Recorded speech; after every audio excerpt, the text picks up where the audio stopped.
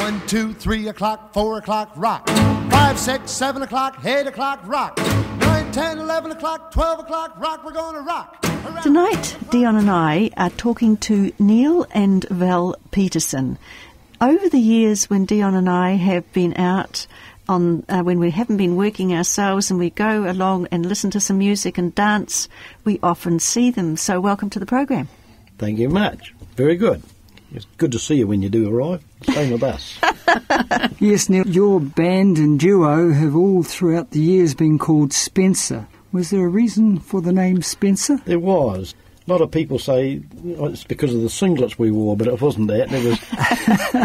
There was a drummer, Graham Martin, who said, after we lost the name Ace of Clubs, he says, we'll just call it Spencer because you live out by Spencer Park, and that's exactly how it came. But the tax boys keep looking after us under the name Neil Spencer, so I'm quite happy. It was 1959 that I heard you say that you started up in music. Tell me what started you up. What lit your fire as far as music was concerned? Well, it wasn't much. It just that I saw Joe Brown's Search for Stars on, and I used to go to the ones at the Crystal Palace and all the rest of it. And I entered that one, and it was quite amazing, actually. I thought I was Elvis the Pelvis and everything. We all did, I think. But it didn't work like that. But anyway, I finished up getting second in my section, and I was quite chuffed about that. It was quite good. That was when I first started with. That was rock and roll. It just started now to just really rock and roll was the thing. It was good. Well, Neil, let's just go back a wee bit further then. When both of you were children, basically, did you have any musical inclination there? How did you sort of get focused? I mean, you just didn't suddenly pick the guitar up and play it, did you? Or did you? Yeah, I did. Actually, I was at Smith City Market, and there was this Harmony Monterey guitar there. How old would you be then? Well, about 18, right. 19. Okay. And I thought, I'll have this. Well, actually, Dad bought it. And Dad was always musical, very, very musical. He played in a big band down Oamaru. Big bands, 15-piece bands then, and he was very musical. What did he play? He played cornet and something else. I'm not sure what it was. Steel? Oh, steel guitar, yeah. He plays steel guitar, yeah. I'm glad to see, Val, that you're the organisational memory there. So it's in the blood. Must be in the blood, yeah. I've had a blood transfusion, so it's still there. And what about you, Val? When you were young, how did you get into music? I mean, what interested you in music? How did you get into it? I learnt more classical piano when I was about 6 or 7. I started learning, and continued on from then. And then at a later stage, I ran out of music teachers because they all seemed to pop off. I then went and changed to modern style, which I've been doing ever since. And what year would that sort of be? Early 50s, I suppose. Right. Oh. It's interesting that, from our point of view, we talk to musicians over the years, and it seems to have been, as you mentioned, your father had musical in him, and over the times we've talked to different musicians, they've said, oh yes, now I come to think of it, Dad did this, or Mum did that, or we gathered round the piano. Did that happen for you, Val? No, not at all. It happened to be a piano, my grandmother's piano at home, and it was sort of deemed that I should learn to play it. Right. And that's how it happened. So you got delegated the task. Mm. And you're both Christchurch people, are you? Yes. Yep. Oh, okay. Whereabouts did you grow up? I was born in North Beach, and Val was in Brighton, and we met pretty young, actually. Right. Now, how young was that? About 16, I think she was. Dion and I met very early, of course, and several of our friends that we know, when they met and became a partner so early, it seems to have stuck. I think meeting your partner early at life and you go into a relationship, it's great if it lasts that long. Awesome. Welcome to the club. Thanks. And it's even better if you're both interested in playing music together. Well, this is right. I think this is why a lot of marriages break up when one plays and one has to sit at home. You see an awful lot of marriages break up like that. Val and I have been lucky. We've done it together. Yes, we Dion go and out I together, did too. we come home together, and we do everything together. Good. Now, I still want to explore that bit where you said you picked up a guitar and played it. Now, you must have played around a wee bit with the guitar or had some chords on the guitar, surely, before you did that. I listened to a guy. I started off playing cowboy music, everybody does. It was great, 3 chords. Yeah. It was wonderful yeah, stuff. Yeah, Yes. and those 3 chords still exist, actually. Yes. I'm just wondering if you saw Gene Autry and Roy Rogers on the Saturday movies, all when we were kids. Yeah, I did, yeah. Happy Hill. Happy yeah. Hill. Oh, yeah. Wonderful stuff. Happy Hill. I spent a lot of time with Happy Hill, sitting in Drayton Jones's window, and he was sitting there with the matchbox saying, you know, the horse the coming noise. down, yeah, and I was sitting there, I'm an old cowhand. You sang and played the guitar. It was awesome. We've just found recently when we did some Everly Brothers numbers that we'd sung wrong words for years because of the records when Well, they came I out. make them up. So tell me, when did you discover the talents then of Val to push your music along or to join in with you? Well, Val came in. I threw her in at the deep end there. I says, you're now a keyboard player. And I says, here we are, New Year's Eve, New Brighton. And that was 1976. You were it. She said, no. And you were sweating, Val, I suppose. Was she ever? Yes, it wasn't a very easy night at all. But we made it till 1 o'clock. Baptism by fire, and it actually works. It does. I want to empathise with that because our keyboard player, we'd moved into organ, and that was in the 70s when You'd be organ right. was really, really popular. And he said, I'm sorry to let you know I'm off to Las Vegas next week, and Cecile, you're it. And he tootled off and off the stage, and there I was. And I had this sort of sweat running down the side of my face from the stress. Yeah. I could hardly move my fingers. It was an exceptionally stressful night. But we survived, didn't we? Yes, we did, and the old YC25 wasn't a bad old beast. You must be more technically minded than I am because I know mine were Yamahas, but I think that was about all I know about it. And a favourite of mine was my Leslie cabinet. Oh, yeah. Yes, I had a 910 Hammond Leslie, and it was wonderful. Bought it from old Tony Mack. Right. Yes, and didn't they have a wonderful sound? Dion got very fit carting it up and down stairs. So did we, mate. So did we. But I tell you what was good on a hot night. Yes. You take the back off and the fan kept going. It was beauty. Put the nice side round to the wall and got cooled down by the fan whirring around. Yes, wonderful. So what was the first group? A duo, a trio? No, or what? 5-piece. A five-piece? 5-piece band, yeah. Okay, and your first place you played? Was at the 5-piece. We were a 3-piece at Kaiapoi, a 3-piece at Kaiapoi. We did the opening of the lounge bar at Kaiapoi as a 3-piece. Then we gradually... Lounge bar where? That was at Kaiapoi Workmen's Club. Clubs. Yeah. So you've done a lot of work in Workmen's Clubs. We did Workmen's Clubs for years and years and years. We were just booked out at Workmen's Clubs, and we were on a rotation on New Year's Eve, your turn the next year it'd be your turn, and That's right. that's the only way it worked. You couldn't do it. It was just hopeless. It got to the stage where you never ever had any friends anymore because you were working. We made the same point, is that because you worked so much and always on Friday and Saturday nights and the rest of it, you really didn't have time for friends. You couldn't go out on those going out nights because you were always playing. That's right. And that's the thing you notice. And probably when you're getting to the end of when you want to stay playing, you think, oh, it will be wonderful to have a night off, but you will find that when that does happen, you really don't want to go out to these functions because you've played at every function and it's always the same. It's like going to work. People say, why don't you go? Because we ran hotels, of course, we'd be in the same situation. And I know that Dion and I went into seclusion as soon as we finished playing, and we would sit and watch television. We hadn't done that for years. Well, you had to roll down for about 2 hours after you finished playing. Yes, yes. I think it's well put that because you do have to have time out for yourself. You've got to. But people do seem to cease to ask you, oh, we won't bother asking them to the barbecue because they'll be working. Yes. Yes, it does happen. Unfortunately, that's a side product of it, and it means, unfortunately, your friends get sidelined a bit and they tend to go ahead, as you're going to expect them to do so, and have a life of their own. But I wanted the to just joys jump of in there. entertainment really make up for it. Yes, I just wanted to say that's probably why husband and wife team work, because you've got your friendship in each other. That's right. It can be very lonely for those ones who are working all the time and then they plunge into mad relationships because of it. There's not many jobs you can get that you absolutely love and get paid for it. Yes.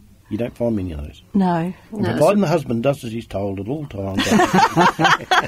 Okay, and the keyboard player, sometimes he gets beaten across the head with a neck of guitar.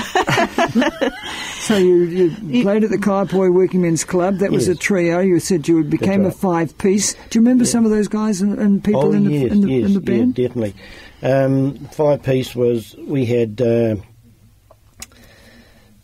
guys like Monty Monteith. Monty was a bass player. That's right, Monty Monteith. Yes, awesome bass player. Oh, he was good. And Charlie Jemmett, CJ, he actually played bass for us for a wee while. Actually, you gave me some photos of the band in the early days before we came onto the radio program. And there was this young man with a small moe and looking very fine and thin, and that with long hair. Yeah. And that was Charlie Jemmett. No, that was Bob Cooney on that Bob one. Cooney. Bob Cooney. Doesn't he look like Charlie Jemmett? Does he ever? Yeah. I was amazed. So I thought maybe that was the new Charlie Jemmett. And we had Trish Rice as a drummer. Now, Trish was from the Female Intrusion, which was an all-group. I remember them. Oh, yes. They were good. In fact, Trish, you couldn't ask for a better drummer. She drummed Diamond like Diamond's drummer. I tell you, she was so good. She was awesome. And, no... Trish was a little wee 5-foot girl. And don't forget the half inch. And don't forget the half inch, that's right. Very insistent. And if she ever got in any trouble with any of the guys wanting to take her home, she says, you go and ask my father over there. It was good. Which worked in her favour quite a bit. But then we had guys that... We had Jim Lynham, who unfortunately died about 12 months ago, 18 months ago. Guitar, yeah, a very good guitarist. And, Jimmy, he played lead for us for a long time. There was myself.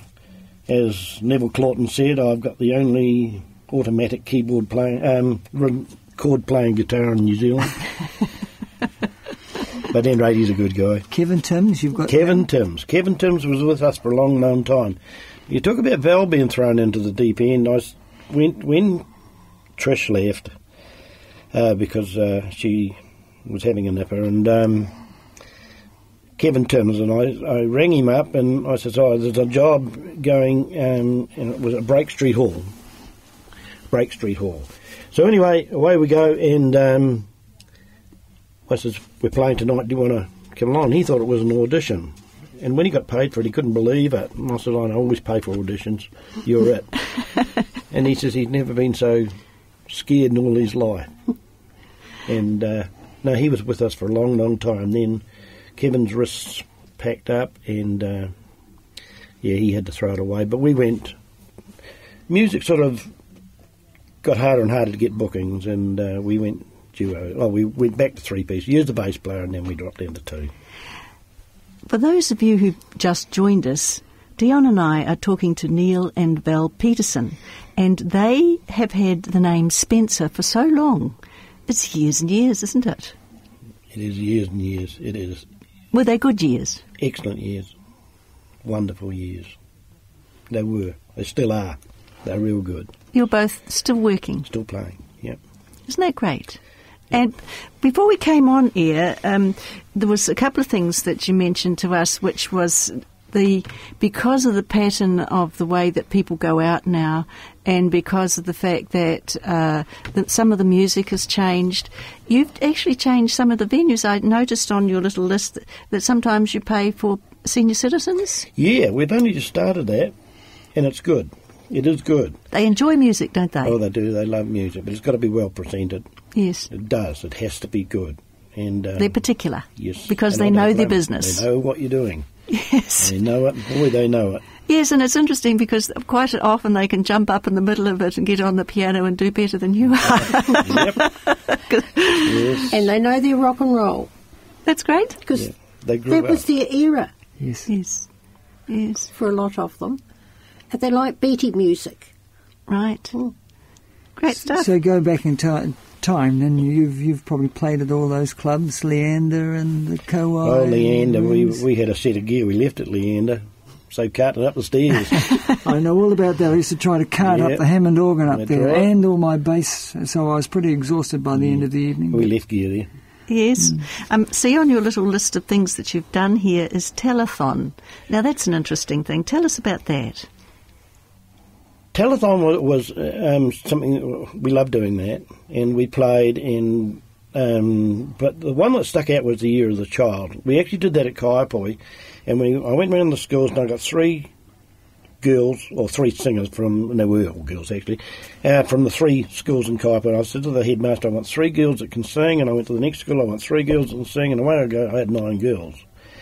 The lead girl was a girl called Cassandra Curra. She had a voice like an angel, and she'll kill me when I get home. But anyway, we did Amazing Grace, and these girls walked onto the stage, did everything, all the lights went out in the Kaiapoi Club, and all these kids in white walked onto the stage with candles. And Cassandra started singing Amazing Grace. Now, I tell you what, there wasn't a dry eye on the place. It was awesome. Yeah. My hat off to that girl. She really can sing. Yep. It's wonderful where your talent just comes out, isn't it? But we had, before anyone could get a song they had to supply a jug of money that they collected. They'd bring a jug up, not coins, notes. And that just went in the barrel. They just kept emptying the barrel. A lot of money. Wonderful stuff. Yes, and you got a lot of joy out of it, both of you. Excellent. It was a lot of fun, a lot of work. But when you've actually done a Friday night, say it like Richmond, same deal, and then you have to repeat it the next day, yes. It can be hard work. Hard work. Yes. It mentioned here that you were unwell for a while and took some time off. Yes, I had cancer. We were doing a big show at Kaiapoi again with Eddie Lowe, and I went down, I started feeling crook, and I collapsed at work, and they diagnosed me with cancer, and I just had to scrap that one, and Bobby Hines, he came in and did it, and I was given 3 months to live. And you beat it. Well, yeah. Great stuff. I think I'm here. That's tremendous. Tremendous. And it was what do you put that down to? Well, I always put down you've got to have a big will to survive. You've got to. It's something about cancer, and I don't want to talk about that too much, but if you've got the will to do it, you'll do it. It's That's the same wonderful. with you've got everything. And the music helps. Oh, definitely. Yes. I knew he was getting better when he said you better go out and check the music shops and see what keyboards are out that there. I like. I can understand that. Yeah. I can see how you feel. You've also played with some good artists by the sound of it, and backed good artists. Yeah, I think, Lou Clawson, he was a lot of fun. He was from Lou and Simon. And he used to come down from Auckland. He used to ring us up and say, I've got a circuit, I want you on it. And Mount Cook was one of those, and he asked us to go and get the venues. We did, and they put the show together.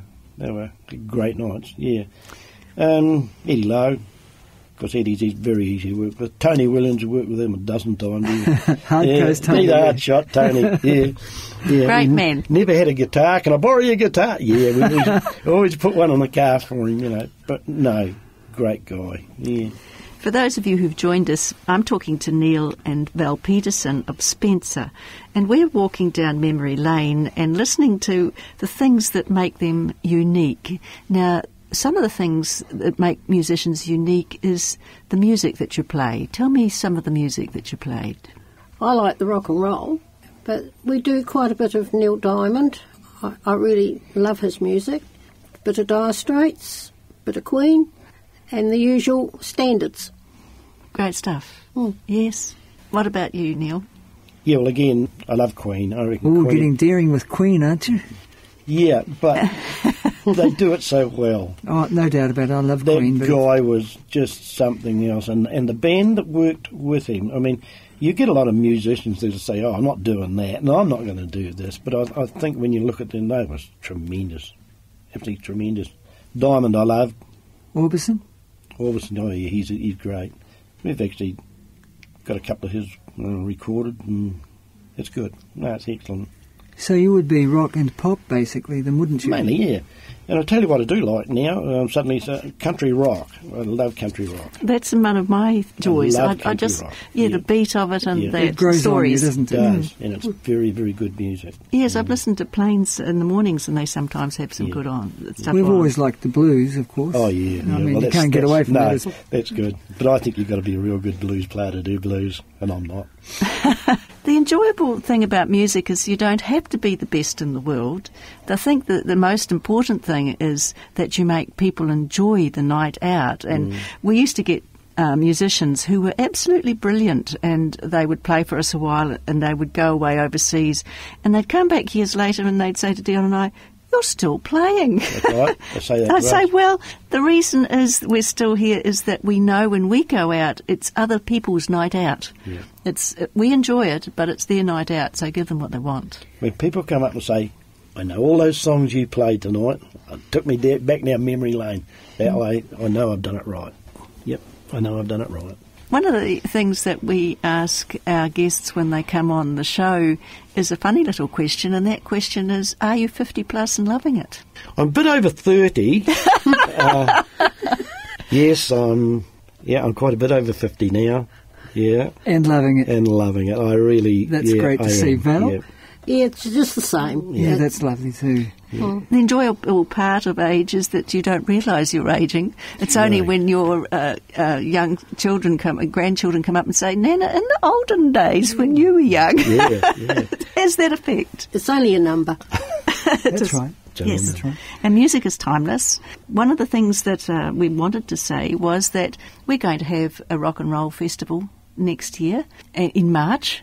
And we would like everybody to contribute to it, and we're going to ask you to put your thinking cap on and come up with something for you to do when we have the Rock and Roll Festival. That'd be awesome. Actually, I must take my hat off to you guys. I didn't think you would be doing that sort of thing, but it's marvellous. It is. Good. That's good stuff. Well, we've wanted to do this for a very long time, and it's really getting to the stage where all those entertainers from those early formative years of 59, 60-ish rock and roll years, when we all got into it basically, have played all that long time, all the way through, many to date to now, and it's time we all were recognised, and I think that's part of what this is about. It's to say, "Hi Christchurch, we've performed for you, here we are, and there's new stuff coming on, because in another 50 years we're not going to be around, are we? So it's time to get it now." That's right. The other thing is that we're having what we call the Rock and Roll Hall of Fame in Christchurch, and we hope to be inducting various personalities from the rock and roll days into that Hall of Fame, and we'll probably involve the public in that also to perhaps make choices and things like that. So it's going to be wonderful. Sounds like a guess. Yes, well, I remember in the 1970s, that's how we came up with the winners for the Search for Stars. Oh, that's right. We used to get the people to put their votes, and that's what we're going to do when we come round to the Rock and Roll Festival. I want to thank you both for making the effort, for coming in to join us tonight, and for sharing all of that interesting part of your life that's made you the special people that you are, Neil and Val Petersen of Spencer. Thank you very much. Nice to meet you again too. And thank you both. It's been a pleasure. Same here. Thanks. See you later, alligator.